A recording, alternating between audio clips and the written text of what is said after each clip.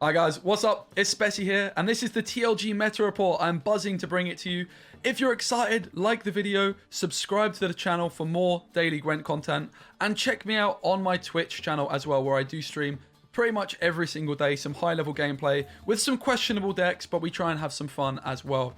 Let's get cracking. Big shout out to Wasubi, big shout out to Seb, who I know has been editing it, and of course a big shout out to all the writers and the TLG Pro team that have been in deep discussions coming up with a tier list. We're gonna keep the suspense going. We're gonna start at tier 3 now. I think tier 3 is the area where there's many other decks that you don't see as much, but we try to just pick the decks that are most popular on the ladder. And we're going to start off with Nature's Gift.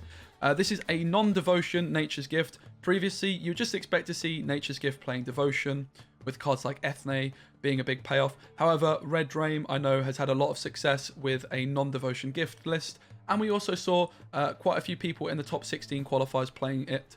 So the big difference is you have the Sorceresses of Dolblathana. This is a fantastic card if left unanswered, because it's a unit which can play a special card. So it's going to give your Gourd more points. It's also going to give your passive from Nature's Gift more value as well. The problem is if it's removed, it can be a little bit lackluster. What else do you get by being non-devotion? You get a Heat Wave. You also could consider playing a Pella. It doesn't mention it here, so I probably shouldn't say that, but I would consider playing a Pella if you want to be good into Kaltalis. Added to that, you also, of course, get some nice control tools with Beckers, and you get the Aneromancy, which is going to be extra points in your Gourd, more consistency. So why are you not playing the non-devotion gift anymore? It's because you need cards like Heatwave, you need Dora Grey, there's decks like Koshchi, Syndicate, all these sorts of control tools do really well. Added to that, Avalak as well is a non-devotion card, which is playing a special, and he's going to be really quite fantastic as well in this deck. So tier 3 for Nature's Gift, but definitely a solid deck. And Scoia'tael, one of the weaker factions this season, probably the most weak on paper, and this is probably the best way to play it. Up next, we have Cloggers, the feared Cloggers that many people despise. We've gone for a tactical decision leader ability. We've got the Letho, we've got the Colgrim, the Renew, and the Fion. I've seen myself, I played a little bit of Riance with this deck. That might be something you want to try. Imprisonment, as well as a leader ability, is something that I've spoken to a few people, Gravesh being one, that is a little bit of a fan of that idea. Of course, you've got the Blight Makers. How bad could a deck be? Another big benefit of playing the tactical decision, playing the Colgrim, is you get to use the Viper Witcher Adepts. This card got buffed recently, and it can come in at an engine, 1 point per turn, that starts at 5 points in this deck. So really good. Just one Infiltrator, lots of clog in the coated weapons.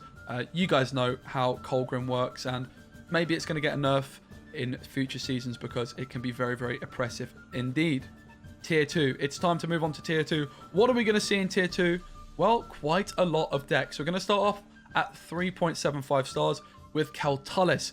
We all know it. We don't all love it, but Kelly hasn't really changed much, except for the Witch Apprentice. Of course, you might be saying, why on earth are these guys at TLG not playing 2 Witch Apprentices? Well, we saw, in fact, at the top 16 qualifier this weekend, 2 of these cards can be very awkward in certain matchups. If you're playing against a Line Pockets player, something like that with lots of control, you can't always get the Sabbath as easily in a Kelly deck as you can in, for example, a Koshchi deck. So that's just why one of them. You might want to try 2, but it's a very standard list, of course. The considerations we've gone for here are the D-Bomb and the Thor.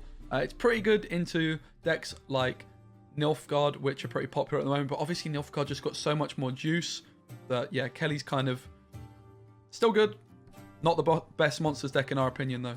Reckless Fury also getting a 3.75 rating, the highest rated Skellige deck.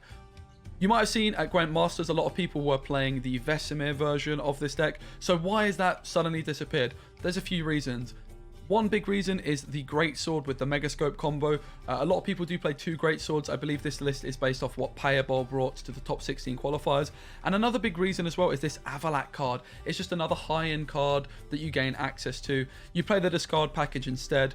Myself as well, I've messed around with playing Portal Fish Flappers. We've decided as a team that the best way to go is the discard package, and based off the top 16 qualifiers, that seems like the best way to go. It's great into monsters decks in particular. But ultimately, it's just not got the juice, as you can see here, against decks like Syndicate and Nilfgaard and Koshchi as well. Up next, Commandos. I know that Life Coach is a big fan of this deck. He's been having a lot of success playing a Siege Commandos list. Now, I'm not sure if this is exactly the same list that Life Coach has been playing. A deck I've not tried, but certainly looking forward to. And yet, not only do you get the Siege that you see in these pincer decks, but you also get the Commando package with Foltest, being able to copy an absolute abundance of commandos. You get this massive Erland in round 3 if you want it. No room for Draug in this one, but a very solid deck nonetheless. Also, you might notice the Cursed Scroll in this deck. That's because on Blue Coin, you can often have way too many points, and it's just great to chew to one of these high-end cards like your Foltest, like your Siege, and get them into your hand for later on. Koshchi also finds itself in at 4 stars. We've gone for a deck with She Who Knows. I do believe this is based off Spyby, Dark Kevin, as he is known. And very similar to a list that Tailbot brought to the top 16 qualifiers with this Agora. You might be wondering, why on earth are we playing this? Well, Dora Grey Agora are the only locks that Monsters has access to. It doesn't have the luxury like Scoia'tael does, where it has more faction-specific locks. It doesn't have any, in fact. So it's a little bit of control alongside the Heat Wave. But what the Agora can also do is unlock your Koshchi. Caretaker as well has that same ability. It's a relic. You can purify your opponent's defenders, allowing you to heatwave the important cards like Asiru Dash, for example. And you use the Arch Spores to thin your deck, which Brewis can consume, or this Indrega Warrior can consume. And very, very importantly, there is also a Maxi as well. So if your Koshchi is not going to be drawn into your hand, if you look at Maxi and you see Koshchi's near the bottom of your deck, you're going to want to shuffle, get that Koshchi in your hand, and that's going to allow you to Karanthia your Koshchi and win the game. So that's a very crucial card in here. Of course, no surprise to see the double Witch Apprentice in this particular version. Okay, we're getting on to the Dangerous Realms. 4.25 pockets. Didn't quite make it into tier 1. This is the first Syndicate deck we've seen. This is the write-up I did. Let's go. Very, very prevalent in the top 16 qualifiers. Lots of people had a lot of success with it. If Pockets draws well, it's fantastic. However, it has real consistency issues where you've got a real lack of spenders. Of course, you've just got the 2 Sea Jackals. It's not like a Pirates Cove deck from days gone by, or decks that have more spenders with the brothers and things. You're very strict on playing lots of crimes, and therefore spending can become a real problem for this deck. You've got the Justice and you've got the Cleaver in this deck as well, which means you ultimately have to kick a big high-end card. For example, in this one, there's no Siggy Reuven, so it does have its downsides. However, if it draws well, it's great, and it's of course fantastic into engine-heavy decks. Decks like Koshchi, decks like Siege are going to have a real hard time against Line Pocket, but it seems to get a little bit outpointed in the mirror matchups against the decks that we're going to be getting onto in Tier 1. Spoiler alert. Siege doesn't quite make it into tier number 1, but the highest rated alongside Line Pocket, the highest rated Northern Realms deck. Commando's definitely a consideration. It's a deck that's sort of come into the meta a little bit more the last few days, but Siege does seem like the way to go. Just all in with the pincer maneuver. The leader ability, fantastic with this deck because you can put Foltest in your hand round 1. Often you want to play like a Royal Guard, thin your dumb banners, and then you want to play your Foltest, and you just want to pass. You're very, very dangerous in a long round. Of course, that's not going to be the case in many matchups, but if your opponent can't answer Foltest, you're going to win round 1. And if you have first say with this deck, where you develop your Siege, you develop your Reinforced Ballistas, it is incredibly dangerous. What I love about this deck is the double casting contest. Shout out to Payable for this idea. You can use it on your Carrack Marines. You can also use it on Merlin, as I like to call him. Really strong deck. It's a deck I've played a lot of, and certainly the way I would recommend playing Northern Realms. But again, don't be afraid to give this Commandos deck a try. It's certainly come into the meta a lot more in the last couple days. Here we are, the moment you've been waiting for. We've arrived finally at Tier 1. I'm sure you might have a few predictions at what decks may be in Tier 1. And we have 3 decks in Tier 1. Let's start off with the only Nilfgaard deck here. Little video by myself. Let's flipping go, mate. Imprisonment. Masquerade Bull. So why is Bull suddenly Tier 1? Well, it's quite simple. It's mainly due to the Blightmakers with the Mage Assassins. Of course, you guys know how powerful these cards are. The consistency this adds to your deck, as well as points in round 1. If you draw your Blightmakers, it's very, very difficult to lose round 1. And what that means is you can go for that long round 3 with Masquerade Bull. You've also got Dead Man's Tongue, which can improve the consistency even further. And it's bugged at the moment. That's really important to remember. At the moment, it's a known bug where when you use Dead Man's Tongue, before you click anything else, it will show your deck in the order that it is you're going to draw those cards. Very similar to Maxi. What this means is you can be tactical with your Joachims, tactical with your Mulligans, and it just proves to be an even more consistent way of playing the deck. Added to that, if you know your Usurper, your Masquerade Bull, for example, is stuck right at the bottom of your deck, you can save your Roderick and try and guarantee to draw that gold card you would otherwise miss. You guys know how great Bull is. Make sure you're making full advantage of the payable special, the imprisonment leader charge onto your opponent's cards, and then using coup de grace to shut down their engines and play it yourself. It's particularly great against your opponent's Brathen, so make sure you're making use of that. You guys know how good Masquerade Ball is. If you want to see more, again, there's videos for a lot of these. Pirates Cove, how is this not tier 1, or it is, but how is it not top, you might ask? Well, we'll get onto Jackpot in a little bit. We've given Jackpot a rating above Pirates Cove, and I'll explain why, but let's first talk about Pirates Cove. Very similar to last season. It got nerfed slightly with Professor, but it was the tier 1 deck from last season, and with just one slight nerf, it's no surprise to see it's still very strong. You don't have to play these Sea Jackals, it frees up your sequencing. It's a really great way to play Syndicate. Also, the Passiflora Peaches got buffed to just 4 provisions now, and that is a fantastic engine card for this deck. You often have many coins saved up. A lot of the time you're going to have coins in the bank. You can use a leader charge with your Jackal for insane reach when combined with even just a bronze card. Pirates Cove 4.5. And as the biggest tune in Gwent history comes on, let's talk about Jackpot, shall we?